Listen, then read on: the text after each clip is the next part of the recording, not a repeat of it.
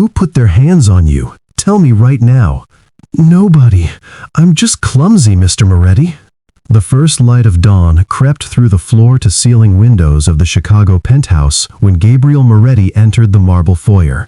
His Italian leather shoes made no sound against the polished stone, deliberate, controlled, like every move he made.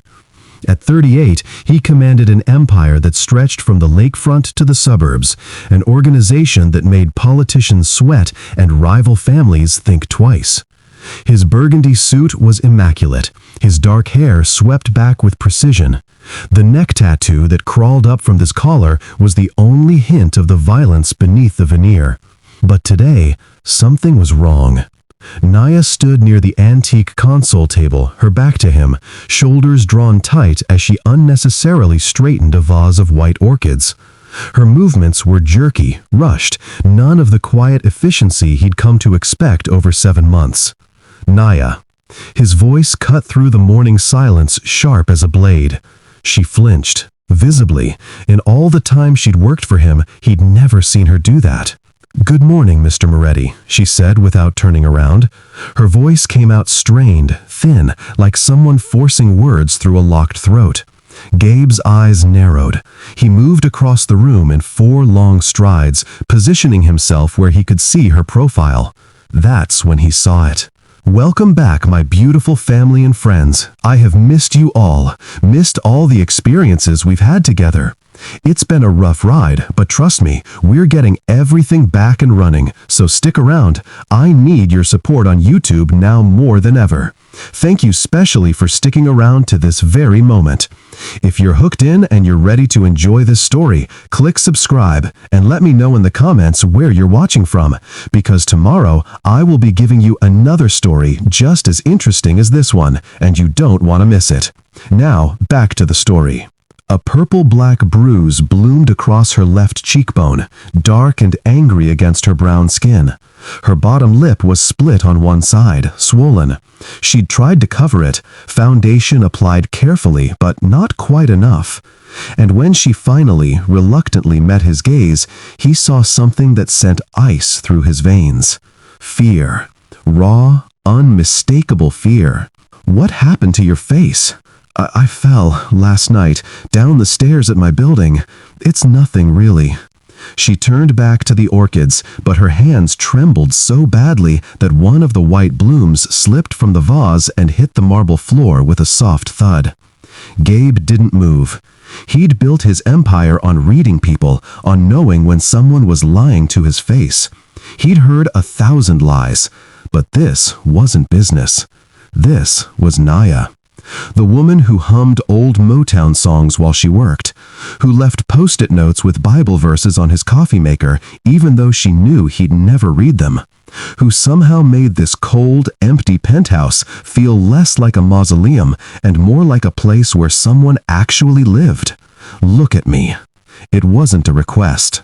Naya's hands stilled on the vase. Slowly, so slowly, she turned to face him fully. The full extent of it hit him like a fist to the gut. Not just the facial bruising, but the finger-shaped marks wrapping around her throat, barely visible above her collar. The way she held her left side, protecting broken or bruised ribs. The absolute defeat swimming in her dark brown eyes, defeat that no amount of dignity or pride could hide. "Everyone out," he said quietly. The 2 guards stationed at the entrance and his assistant Marco near the kitchen door all looked at him, surprised. They never left him alone with anyone. Now.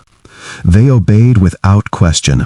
The heavy double doors closed with a whisper-soft click. "Mr. Moretti, please," Naya's voice cracked. "I need this job. I promise it won't happen again. I'll cover it better next time. Who did this to you?" Naya's lips pressed together, trembling. A single tear escaped, rolling down her cheek. She wiped it away quickly, angrily, as if crying were something shameful. "It doesn't matter. It matters to me." Those 4 words hung in the air between them, heavier than any threat he'd ever made, more loaded than any gun he'd ever drawn. Gabe hadn't meant to say them with such raw intensity, but there they were, honest and unguarded. Naya's shoulders began to shake. The silence stretched between them, heavy and suffocating. Gabe's voice, when it came, was barely above a whisper, the kind of quiet that made dangerous men confess to things they'd sworn to take to their graves. "I don't accept lies in my home, Nia." Something in her broke. The dam she'd been holding back for God knew how long finally shattered. Tears spilled down her cheeks, and she didn't wipe them away this time. Her whole body started to shake. "His name is Dante," she whispered. "Dante Walker. We've been together for 3 years." Gabe didn't move, didn't speak. He just waited, his dark eyes locked on her face. "It wasn't always like this. I swear it wasn't." The words tumbled out now, frantic and desperate. "After Jordan's father left, Dante helped with bills, with groceries. He was good to us. Or I thought he was." She wrapped her arms around herself, as if trying to hold the pieces together. "Then he started controlling everything. First, it was my phone. He needed to know who I was talking to. Then my money.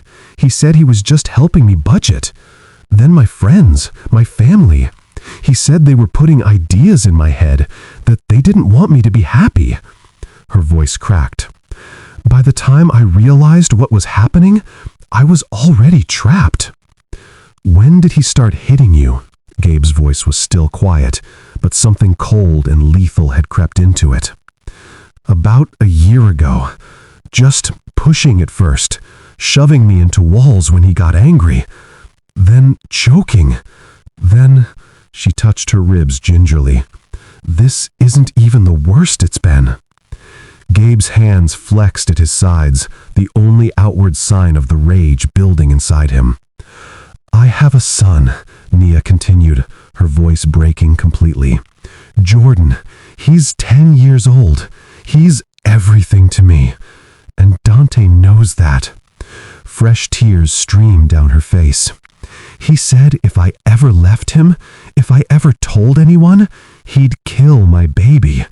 He said he'd make it look like an accident, just like..." She couldn't finish. Her legs gave out, and she collapsed into the nearest chair, shoulders heaving with silent sobs.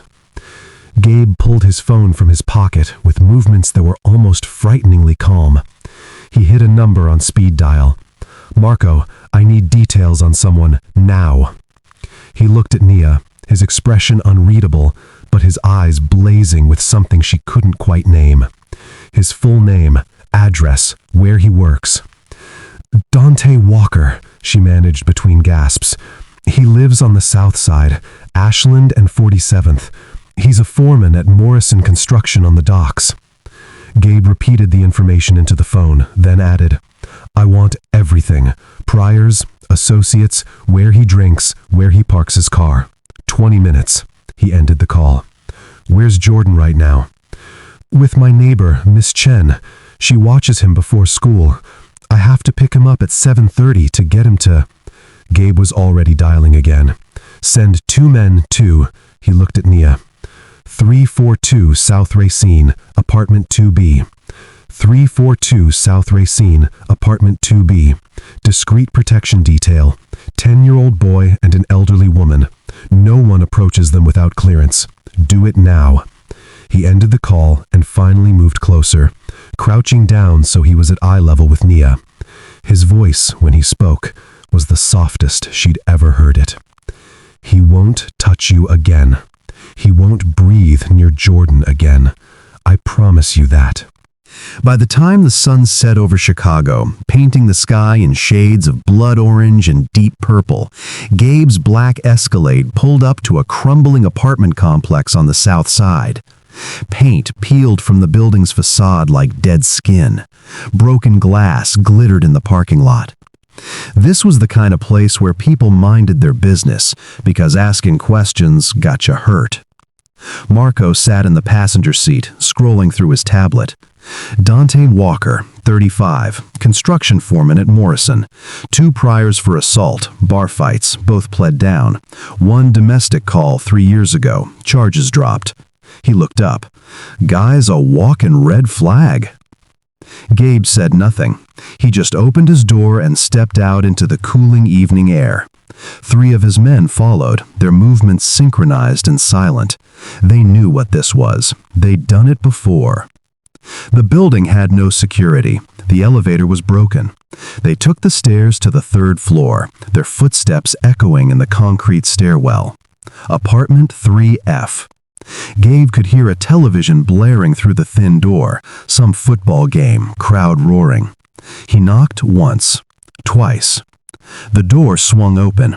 Dante Walker stood there in a stained white tank top and basketball shorts, a bottle of beer dangling from his left hand. He was tall, broad-shouldered, the kind of build that intimidated normal people. A cocky smile spread across his face.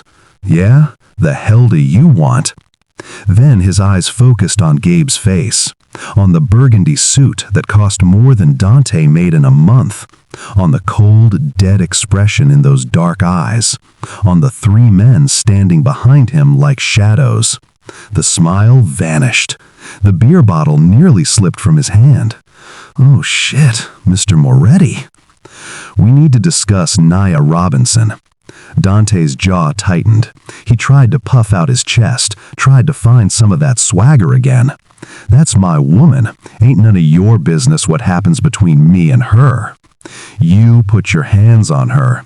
Gabe's voice was conversational, almost pleasant. "That made it my business." "She tell you that?" Dante's voice rose, defensive and aggressive. "She's lying, man. She's always lying. Clumsy as hell, always falling into shit, then trying to blame me." Gabe's hand shot out faster than Dante could track.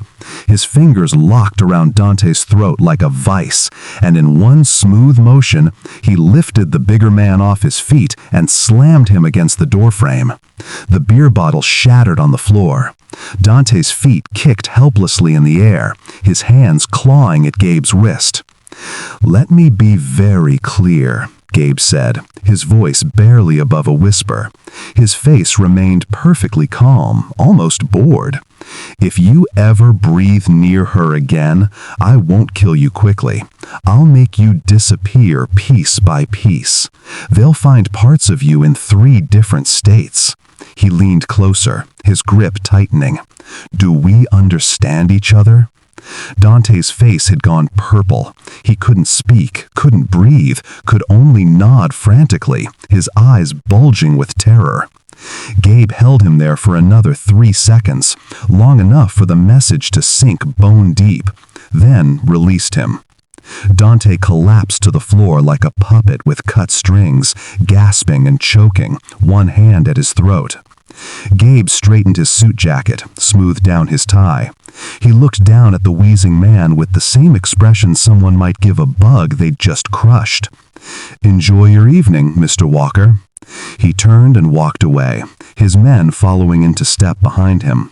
Behind them, they could hear Dante still gasping for air, broken and terrified on his own floor.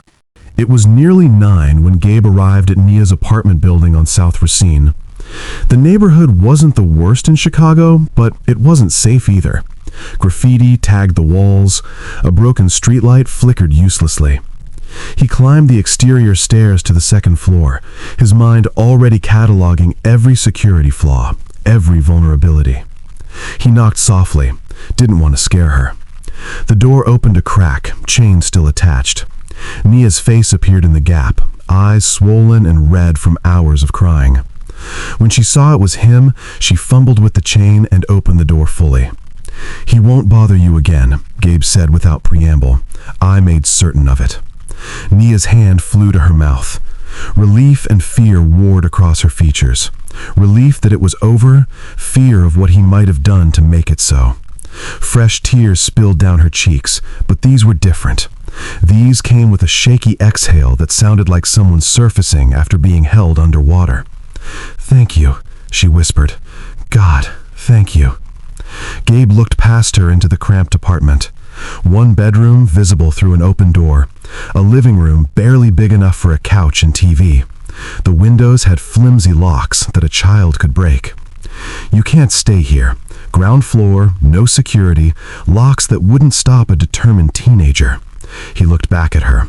I own a brownstone in Lincoln Park. 3 bedrooms, gated community, full alarm system. It's sitting empty. Mr. Moretti, I can't afford... It's part of your employment package. Housing benefit. Non-negotiable. Before Nia could respond, a small voice came from behind her. Mama? Who's that? A boy appeared in the doorway to the bedroom, wearing Spider-Man pajamas. 10 years old, all dark eyes and protective instincts, positioning himself slightly in front of his mother despite barely reaching her shoulder. Something shifted in Gabe's chest. He'd seen grown men cower, but this kid stood his ground. Gabe crouched down slowly, making himself less threatening, getting to the boy's eye level. It was something he never did, not for anyone. I'm Mr. Moretti. I work with your mom. You must be Jordan. The boy's eyes narrowed, assessing. You're the boss, the one Mama works for. That's right, smart kid. Jordan studied him for a long moment, then asked with the blunt honesty of children, Did you hurt the man who hurt my mama? Gabe glanced up at Nia, saw her tense, then looked back at Jordan. I made sure he won't hurt her again. I promise you that. Jordan's shoulders relaxed slightly. He nodded, satisfied. Good. Mama tries to hide it, but I know what he does. I hear her crying at night. The words hit Gabe like a physical blow. This boy, carrying that knowledge, trying to protect his mother with nothing but his small presence and fierce love. You hungry? Gabe asked, surprising himself. I bet your mom makes pretty good food. Jordan's face lit up immediately. She makes the best mac and cheese in the whole world, with the breadcrumbs on top and everything. Mr. Moretti, you don't have to, Nia started. I'd like to, Gabe interrupted, standing, if that's okay. 30 minutes later, he sat at a table meant for 2, squeezed in with Nia and Jordan, eating mac and cheese from a chipped bowl. Jordan talked non-stop about basketball, about his best friend Marcus, about a science project on volcanoes. And Gabe, who hadn't had a real conversation that wasn't about business in years, found himself listening, actually engaging, almost smiling. 3 weeks later, Nia and Jordan moved into the Lincoln Park brownstone. That first night, Nia slept 8 hours straight without waking once. The first time in 3 years she hadn't startled awake expecting violence. It was nearly midnight when Nia knocked softly on the study door. She'd tucked Jordan into bed an hour ago in his new room with the view of the small garden, and now she was finishing her evening rounds through the brownstone. Light still spilled from under Gabe's door. Come in, his voice called, rougher than usual. She pushed the door open and found him at his desk, a tumbler of whiskey untouched beside him, staring at a photograph in an ornate silver frame. He didn't look up. You're still here, he said quietly. Sorry, Mr. Moretti, I'll finish and go. Stay. The word came out quickly, then softer, please. The please surprised them both. Gabe never said please. Nia moved closer, her curiosity overcoming her usual deference. In the photograph, a young woman with Gabe's dark eyes and a brilliant smile stood in a sundress, laughing at whoever held the camera. My sister, Gabe said, his voice barely above a whisper. Isabella. Bella. He was quiet for so long Nia thought he wouldn't continue. Then, like a wound finally opening, the words came. She was 24 when her husband beat her to death. Nia's breath caught in her throat. He was a cop, respected, connected. When she finally worked up the courage to ask for help, to file a report, no one believed her. Said she was making it up for attention. His jaw clenched. I was 23, just starting in this life, thought I had power, thought I was building something that mattered. His hand tightened around the frame. I didn't protect her. I didn't see it until it was too late. She called me the night he killed her, left a voicemail. His voice cracked. I was in a meeting. I didn't answer.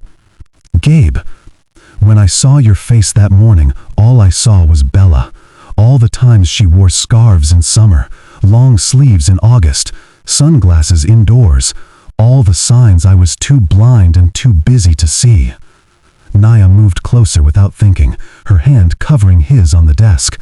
His skin was warm, his fingers trembling slightly. You can't blame yourself. She knew you loved her. Did she? He finally looked up, and Naya saw the raw anguish in his eyes. I was too busy building an empire to see my own sister dying right in front of me. You're protecting me now, Naya said firmly. You're protecting Jordan. That matters. It has to matter. Their eyes locked. The air between them suddenly felt charged, electric. Gabe stood slowly, still holding her hand. I'm falling for you, Naya. The words came out rough, honest. I shouldn't be. You work for me. You're healing from trauma. The timing is all wrong. He shook his head. But I can't stop thinking about you, about keeping you safe, about... Naya reached up, her fingertips touching his face, tracing the line of his jaw. Gabe lifted his hand slowly, telegraphing every movement, giving her time to pull away. His palm cupped her cheek, thumb careful of the fading bruises that had turned from purple to yellow-green. I'll earn that trust, he whispered, every day, however long it takes, I promise you that. When he kissed her, it was gentle, questioning, nothing like the violence she'd known. His lips barely brushed hers, asking permission with every second. Naya's hands fisted in his shirt, pulling him closer. And he held her like she was made of something precious and breakable, like she was worth protecting, worth cherishing, worth loving. 5 weeks after that first kiss, Dante Walker sat in a Southside dive bar, 3 shots deep and nursing a wounded ego that hadn't healed. Every time he looked in the mirror, he saw the bruises on his throat where Moretti's hand had been. Every time he tried to talk tough with his boys, he felt the phantom sensation of being lifted off his feet like a child. His pride, the only thing he'd ever really had, was destroyed. Humiliated by some rich mafia boss over a woman who wasn't even worth it. Man, you gonna let him do you like that? His friend Terrence said, sliding onto the bar stool beside him. Word's out that Moretti made you his bitch over some maid. Dante's hand tightened around his glass. I ain't done. Just been thinking. Thinking what? We're gonna take what Moretti loves. Dante's eyes were bloodshot, mean. That kid. We grab the kid, make Moretti watch him die. Then we do the bitch. Show him what happens when he steps into my business. By 3:15, Dante and 2 of his boys sat in a beat-up Impala across from Jordan's elementary school, guns tucked in their waistbands. Kids started streaming out, backpacks bouncing, voices carrying across the playground. They spotted Jordan immediately, walking with 2 friends, laughing about something, his bull's backpack slung over one shoulder. There he is, Dante said, reaching for his door handle. Let's go. What Dante didn't see were the 2 men in the gray sedan 50 yards away, or the one leaning against the fence in construction gear, or the woman pushing a stroller who was neither pregnant nor had a child. The moment Dante's car doors opened, Marco's voice crackled through the comms. We have a situation. 3 males, armed, moving toward the target. It happened in seconds. Dante and his crew made it maybe 10 feet before Marco's team materialized like shadows. One tackle took Terrence to the pavement. Another put Dante face first into the hood of a parked car. The third man didn't even get his hand on his gun before he was disarmed and on his knees. Jordan never saw any of it. He was already being hustled into an armored SUV by a woman who told him his mom had asked her to pick him up early for a surprise. Across town, Gabe sat in a conference room full of city officials and construction contractors discussing a new development project. His phone buzzed. Marco's name on the screen. Marco never called during meetings unless... Excuse me, Gabe said, already standing. He answered before he reached the door. What happened? Dante Walker and 2 associates attempted to grab Jordan outside his school. We intercepted. All 3 in custody. The boy never saw anything. He's safe. Gabe's face went white. Where is he? En route to you. ETA 6 minutes. Gabe was moving before Marco finished speaking, his driver already pulling the car around. He made it to the school in 4 minutes, breaking every traffic law in Chicago. Nia was already there, holding Jordan so tight the boy was squirming. She was shaking like a leaf, her eyes wild with terror that was only now starting to fade. When she saw Gabe, something in her broke. They were going to kill him, Gabe. They were going to kill my baby.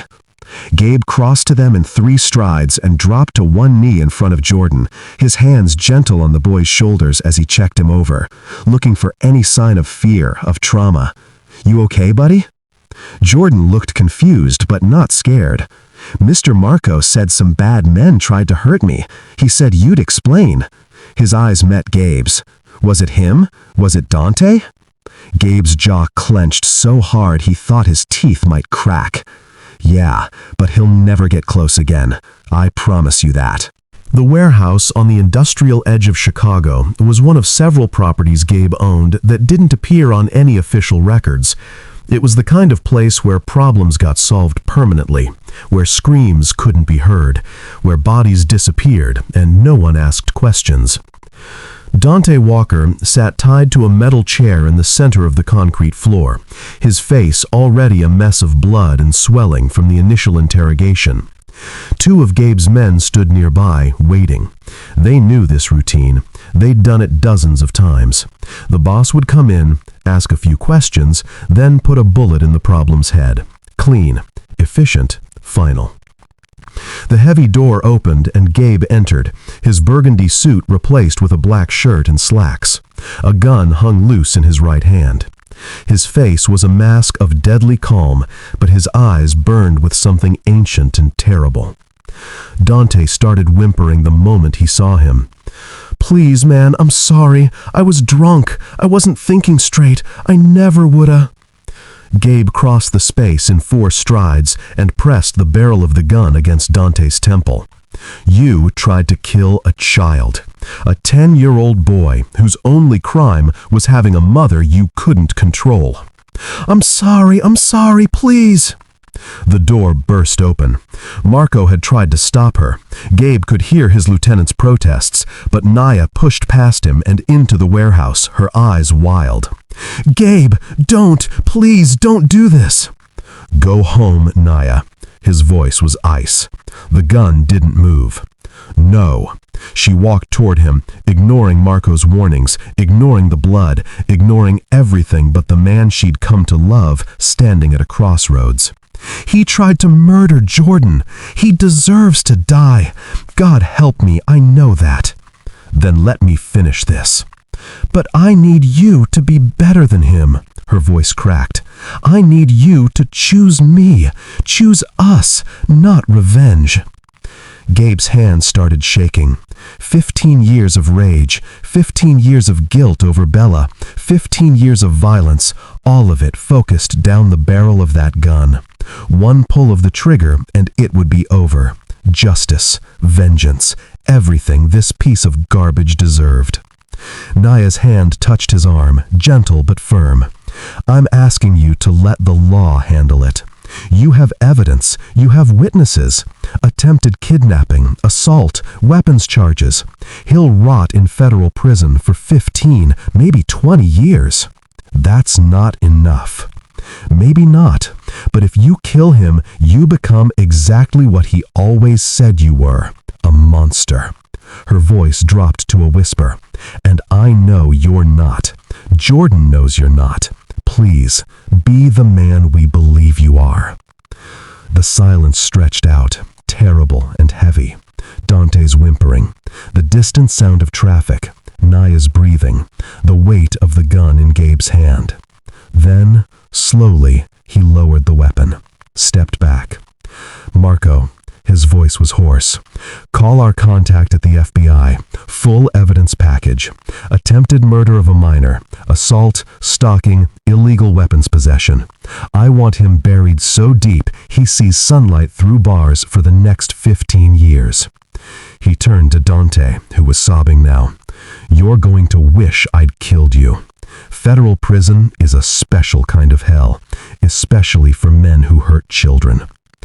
2 weeks later, with evidence so airtight even a public defender couldn't fight it, Dante Walker was sentenced to 15 years in federal prison with no possibility of early parole. The day after the sentencing, Tony Marconi, Gabe's underboss and oldest associate, cornered him in his office. "The men are talking," Tony said without preamble. "You're going soft over this woman, showing weakness. Your father would be ashamed." Gabe's eyes went cold as winter. "My father was a vicious bastard who died alone in a nursing home with no one at his bedside. If that's your definition of strength, we have very different values." "Boss, Nia and Jordan aren't my weakness, Tony. They're my reason to be better than the animals we deal with every day. Anyone who has a problem with that can find another crew." Tony stared at him for a long moment, then slowly nodded. "Understood, boss."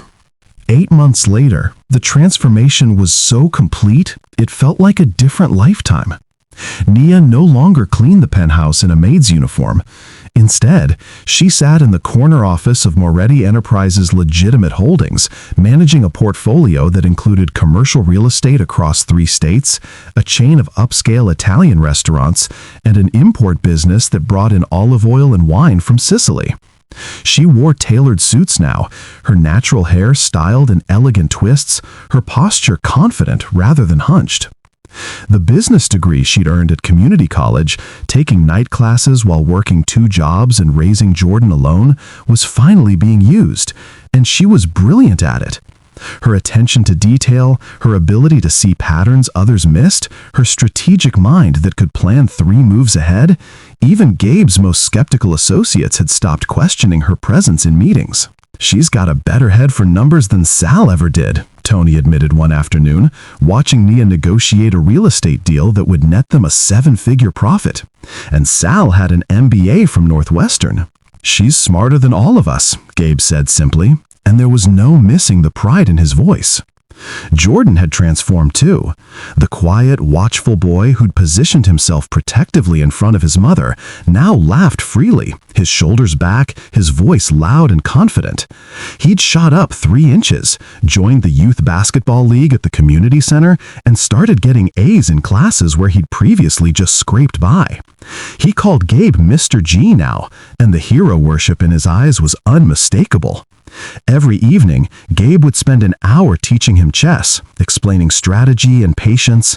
Every other weekend, they had bowls tickets, floor seats that Jordan's friends talked about for weeks.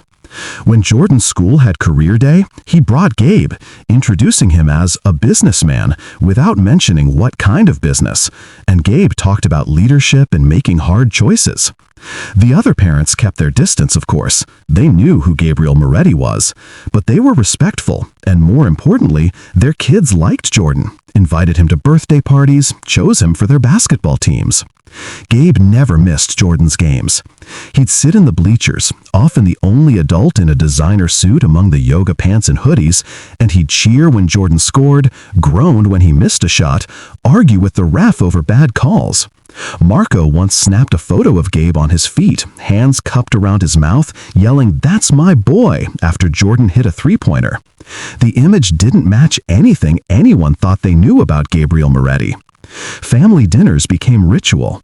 Every night at 7, the 3 of them sat at the dining table in the brownstone, not the penthouse, which felt too formal, too cold. Jordan would talk about school, about his friends, about the YouTube video he'd seen about black holes or dinosaurs or whatever had captured his imagination that day. Nia would share stories about her day, about the restaurant manager who called her boss lady with genuine respect, about the contractor who tried to overcharge until she pulled out comparable bids and watched him stammer. And Gabe would listen, actually listen, contributing his own stories, of course, nothing about violence or territory disputes, but stories about business, about the people he'd met, about the city they all loved. Laughter filled the brownstone now, real laughter, the kind that comes from safety and love and belonging. Nia's smile had returned.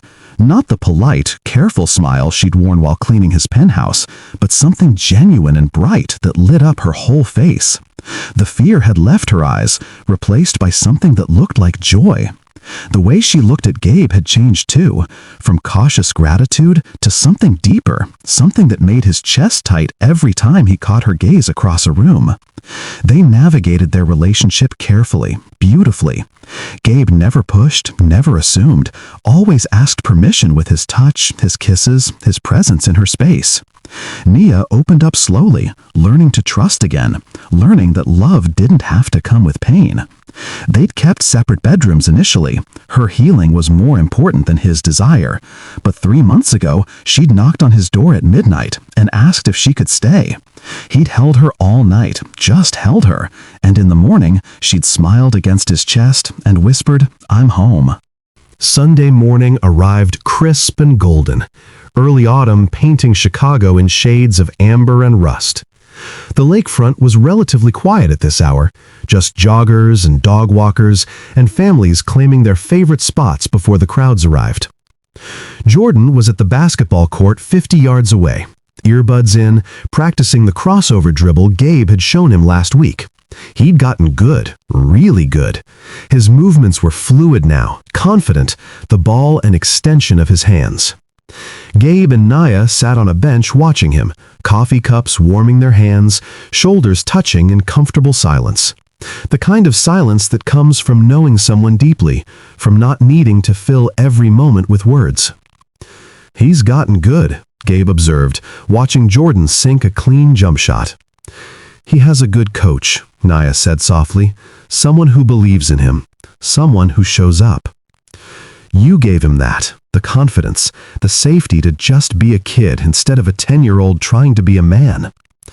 Gabe was quiet for a long moment, his jaw working like he was trying to find the right words. Finally, he set down his coffee and turned to face her. "I need to tell you something." Something in his tone made Nia's heart skip. He reached into his jacket pocket and pulled out a small velvet box, navy blue and worn at the edges. Nia's breath stopped completely. "This was my mother's ring," Gabe said, his voice rough with emotion. "The only good thing my father ever gave her. She left it to me when she died, made me promise I'd give it to someone who deserved it, someone who made me better." He opened the box slowly, revealing a simple, elegant diamond set on a gold band.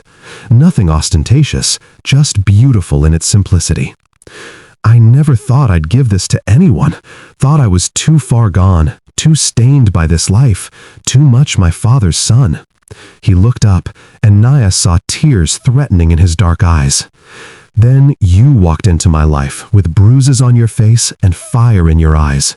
You made me want to be a man who deserves this, deserves you." His voice broke on the last word. "Nia Robinson, will you marry me? Will you let me spend my life protecting you and Jordan? Will you keep making me better every day, keep showing me what it means to be good?" Tears were already streaming down Nia's face, her hand covering her mouth, her whole body shaking with emotion.